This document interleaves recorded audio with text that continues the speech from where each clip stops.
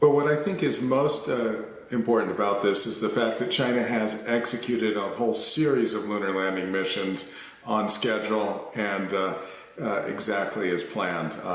This is the second time they've done a large sample return and the second time that they've been on the far side of the moon. They've also landed near the South Polar region where there's a bunch of resources folks are interested in, but they've been entirely successful where other countries, including Russia, Israel, Japan, and 2 missions from the United States this year have all failed to make their lunar landing stick. We had one that landed, but then it fell over on its side. So China is looking really good right now as a robotic lunar exploration country. How important are these soil samples that this craft brought back? Because I understand that they're working together with the Europeans to analyze the composition, et cetera. So, I mean, what are we hoping to find out from the soil samples, one? And two, how significant is it that they're working with the Europeans and not the Americans?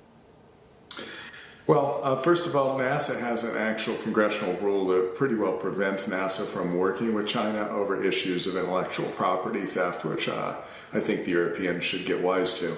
That said, I wouldn't expect a whole lot of great geology or something astoundingly unique to come from this rather localized sample.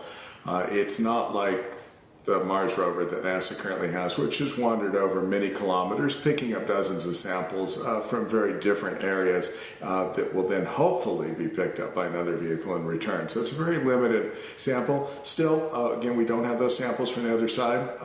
There are interesting things we're looking for, from water-iced rare earth elements to something called helium-3, which could be used in clean nuclear fusion power here on Earth.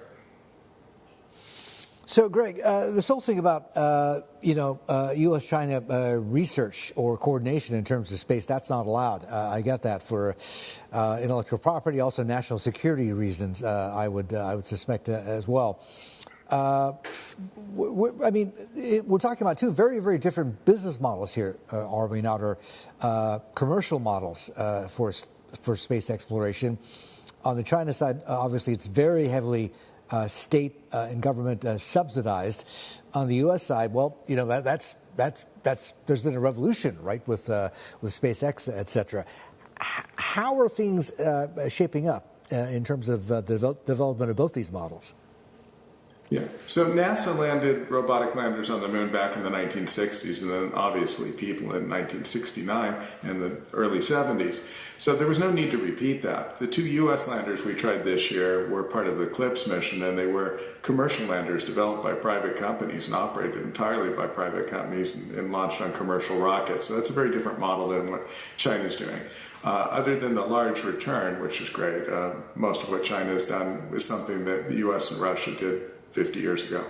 So we've had issues with commercial landers on the first go-round. I don't think that's a surprise for new organizations. If the U.S. succeeds, we'll end up with several companies that can launch and deliver products to the moon and potentially return those materials, and that'll be a much stronger position to be in the long run than China's single government approach.